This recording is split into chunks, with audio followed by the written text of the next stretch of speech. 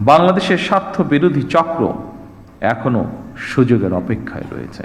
দেশের স্বার্থে অবশ্যই সে ব্যাপারে আমাদের সবাইকে অত্যন্ত সতর্ক থাকা জরুরি।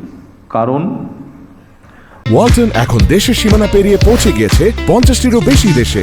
ওয়ালটন, ঘরে ঘরে, বিশ্বজুড়ে। চলতি বছর স্ব ক্ষেত্রে কৃতিত্বপূর্ণ অবদানের জন্য সরকার 15 জন বিশিষ্ট নাগরিক এবং 5টি প্রতিষ্ঠানকে স্বাধীনতা পুরস্কারে ভূষিত করেছে। দেশে গণতন্ত্র প্রতিষ্ঠা এবং নারী শিক্ষাসহ দেশ গঠনে অসামান্য অবদানের জন্য বেগম খালেদা জিয়াও এবছর মরণোত্তর স্বাধীনতা পুরস্কার পেয়েছেন। আরও কয়েকজন বিশিষ্ট নাগরিকের সাথে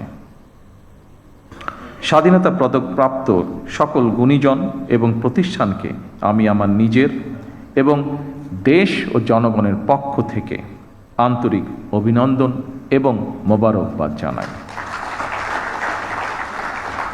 দেশ এবং জনগণের জন্য বিভিন্ন ক্ষেত্রে আপনাদের এই অবিস্মরণীয় অবদান বাংলাদেশকে করবে সমৃদ্ধ।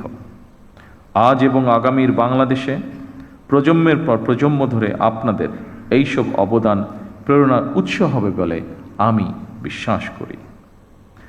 বাংলাদেশের গণ্ডি পেরিয়ে স্ব ক্ষেত্রে আপনাদের অবদান এবং সফল কর্মগুলো অদূর ভবিষ্যতে বিশ্ব দরবারেও সমাদৃত হবে বলে আমরা দেশবাসী বিশ্বাস করি দৃঢ়ভাবে।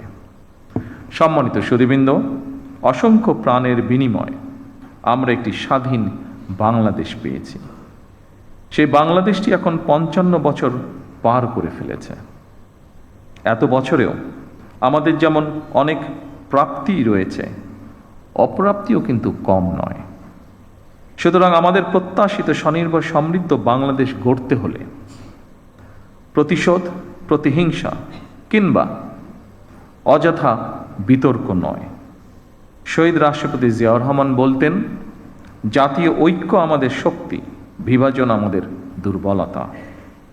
সেই কথা স্মরণ করেই বলতে চাই, আমাদের পথ মত ভিন্ন হতে পারে, আমাদের মধ্যে বিভিন্ন ইস্যুতে বিতর্ক বিরোধ থাকতে পারে, তবে আমাদের মধ্যেকার বিতর্ক বিরোধ যেন শত্রুতায় রূপ না নেয়।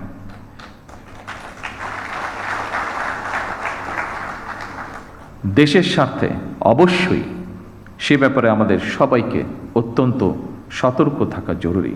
কারণ বাংলাদেশের স্বার্থ বিরোধী চক্র এখনো সুযোগের অপেক্ষায় রয়েছে।